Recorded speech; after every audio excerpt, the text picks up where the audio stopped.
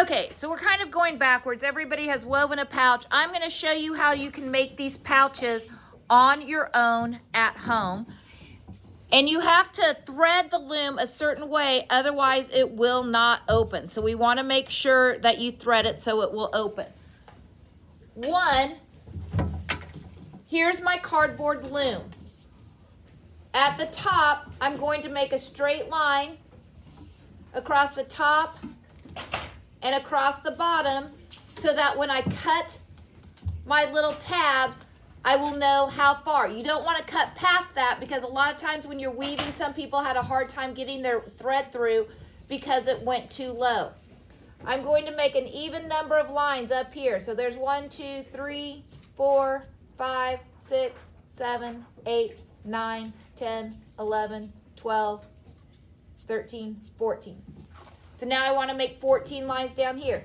If it's easier for you to use a ruler to mark off, that's fine.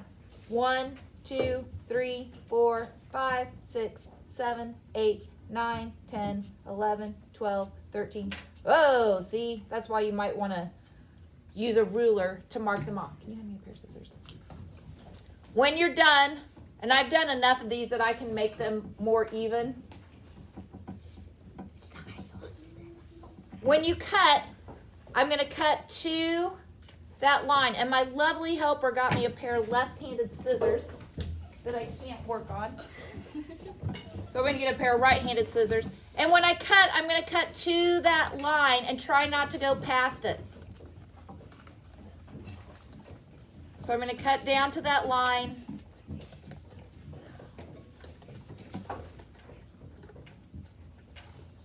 And I need to cut 14 lines on this side. 1, 2, 3, 4, 5, 6, 7, 8, 9, 10, 11, 12, 13, 14. So I have 14 cuts on each side.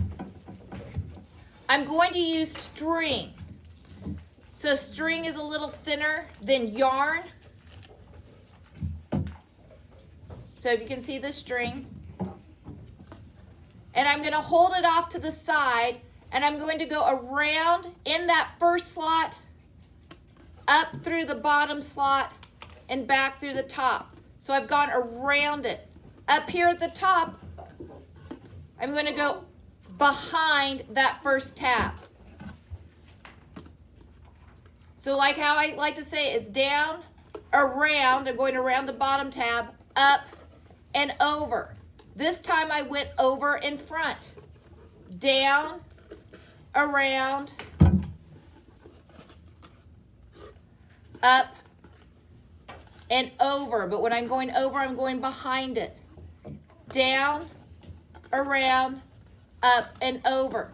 So right here, every other one, I'm making a little tab. Over, down, around, up, and over.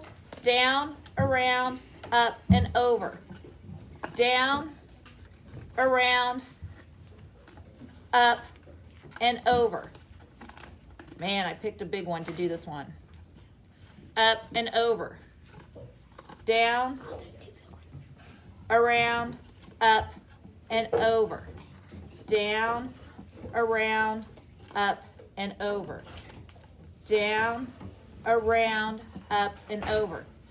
Down, around, up, and over. Down, around, up, and over. And I'm going to cut that tail. So I have a tail here and a tail here. What I want to do with that tail is so that it doesn't come out, I'm going to stick it underneath that string. So I make a circle. See how there's a little circle? Whoa, where's my camera? Circle right there. And I'm going to tie a knot. I've got one little knot so that doesn't come undone as I'm working. Same thing. Tuck the string under. I've made a circle, and I'm going to put the little end through that circle to make a knot. Now, once I've done that, this is my threaded loom. The part up here where the tabs are, and look, every other one, you know you've done it right if every other one, you see those lines. If I've done every one, where did my needle go? Can I borrow your needle? Then you've done it right. I've got a length of yarn that's about the length of my 2 arms spread out. What's tricky is you don't want a piece of yarn that's too long because it gets tangled, and you don't want it too short because then you're going to constantly be changing it. So to start, I don't lick my yarn, I kind of twist it and put it through a needle. If you don't have a needle, you can tape it to a toothpick or you can find a paper clip or something. But I tie my yarn onto my needle. Technically, the top of your loom is this piece up here. And then this is the bottom. I have not found one way or the other if it matters if you start at the top or the bottom, so you can pick. And to begin with, you're just going to go over, under, over, under, over, under. And I'm going to pull it so that I have about a couple inches of a tail right there. I'm going to turn my weaving over, and I'm going to go again.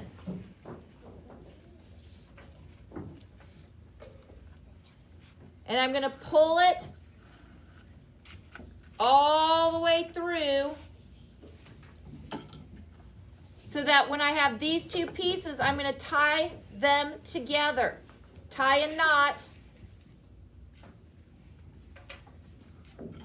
Then I'm ready to go. And from here, I just keep weaving in a circle. I went under last time, so now I need to go over this time. So every time you turn your weaving over, it's the opposite. You do not want your warp strings. The warp strings are the strings that go up and down. The weft strings are what I am doing right now, going side to side. I went under last time, so I'm going to go over this time and go all the way through. And that is how you weave. I'm going to pull it tight every time, switch over. I went over last time, so it's under this time. And you're going to keep weaving. Keep weaving. Keep weaving. Abraham's going to get me another piece of string. Will you go cut me a piece of string?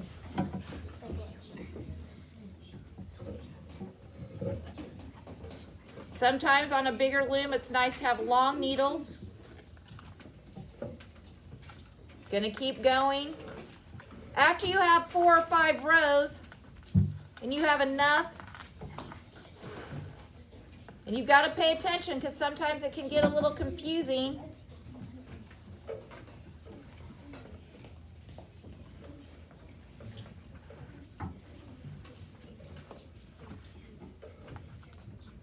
Gets a little confusing as to when you're turning it over.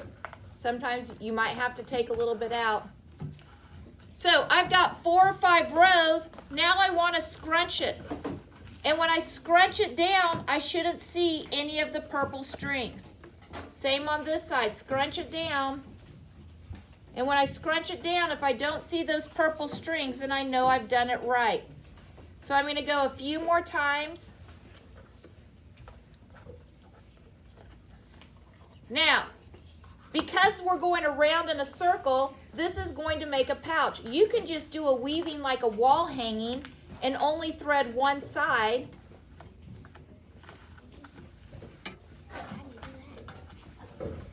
And it won't be a pouch, you could just hang it. But I like doing the pouches because it helps so that your sides don't get pulled in. Okay, I'm almost out of string, so I'm going to cut the needle off. I love that Abraham found a nice thick string. I like to have a contrast in my yarn. It just makes a really more pattern project when you're done. The differences between thick and sometimes the different colors. Let me show you how I tied that knot in slow motion. I like to tie a square knot, and it's a little bit easier when everything's laying flat. I've made an X. Blue over the red one.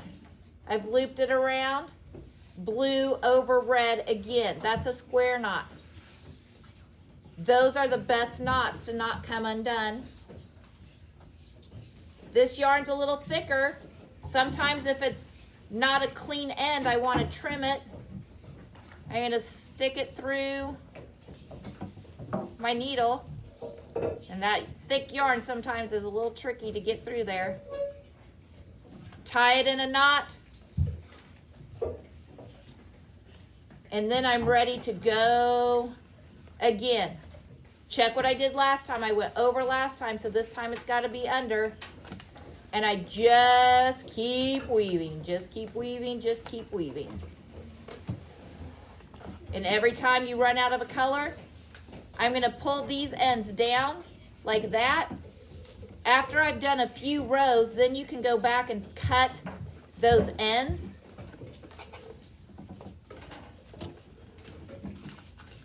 I don't want to cut it quite yet in case they come undone. But those ends kind of get in the way.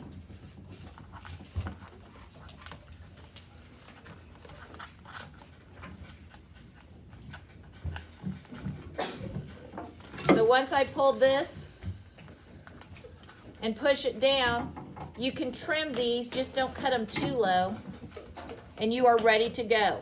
And it's going to take a while because remember, you've really got to squish it down. The more you squish it down, the tighter your final weaving is.